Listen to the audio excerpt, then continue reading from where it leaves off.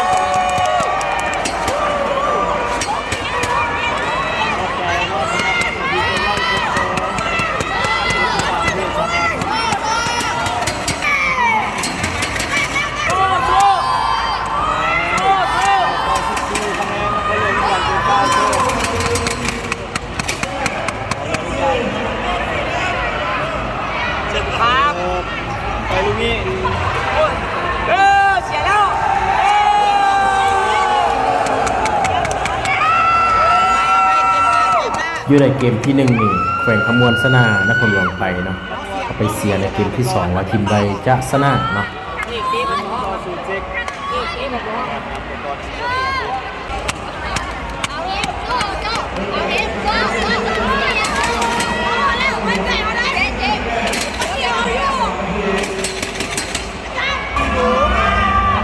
กลับมาสู่ในเกมที่2แขวงขมวนจะเป็นฝ่ายเสิร์ฟก่อนเนาะคะแนน 0-0 ตอนนี้เสิร์ฟเข้าไปตรงนี้เสิร์ฟย้อนข้ามมาเป็นแต้มของนครหลวงเราคะแนน 1-0 เป็นเซตที่2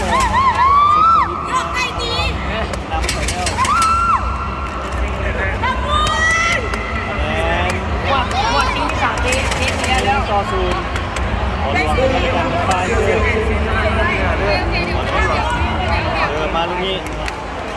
คำนวณเก็บได้อยู่ ทางสอน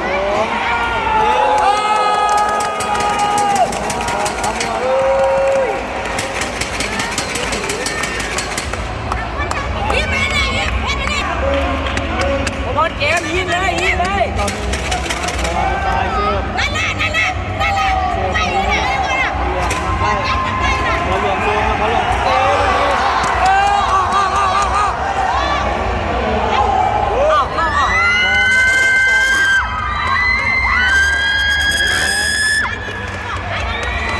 เอาออกสิแดงออกสิแดง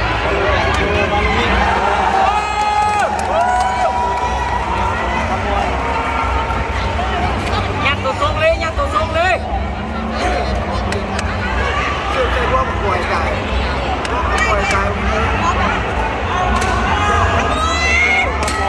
ยัดตัวทรงเลยยัดตัวทรงเลย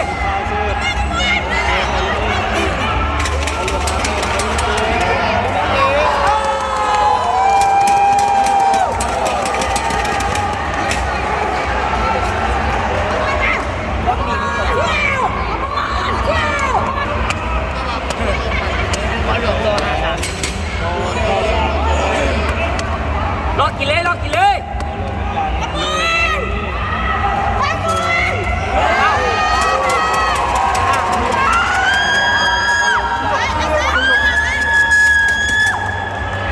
เนี่ยไปสิก่อน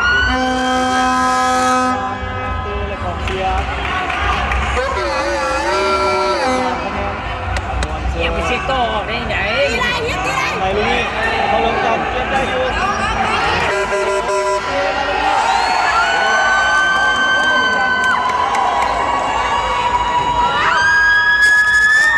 สร้างสิต่อ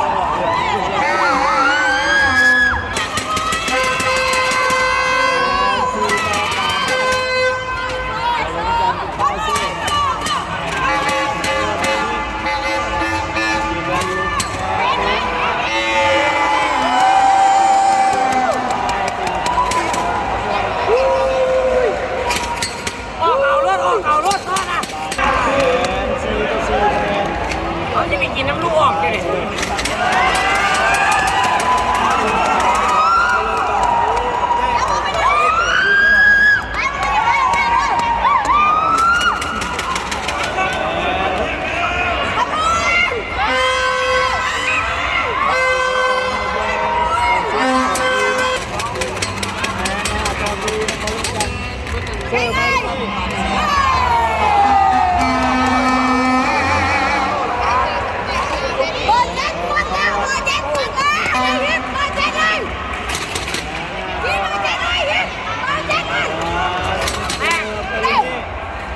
เฮ้ย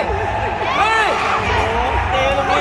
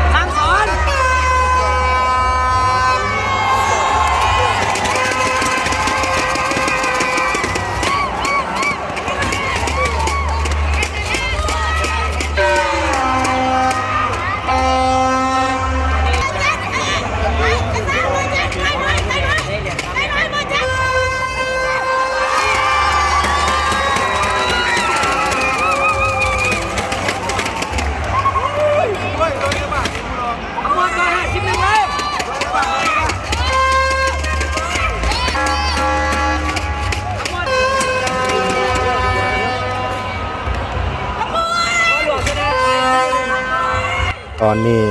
แขวงคำมวนเฮาคะแนนนำอยู่ที่14แล้วเนาะลูกเดียวเกมในเซตที่2ลูกนี้คัดเสิร์ฟบ่เป็นแต้มบ่ที่ว่าแขวงคำมวนเฮาชนะไป2เกมแล้วเนาะลูกนี้เสิร์ฟเข้าไปเสิร์ฟออกนะเป็นแต้มของแขวงคำมวนเฮาในวินาทีนี้นะแขวงคำมวนเฮาแม่นทีมที่ชนะเนาะชนะเป็นทีมที่ได้ครับเหรียญคำเนาะในวินาทีนี้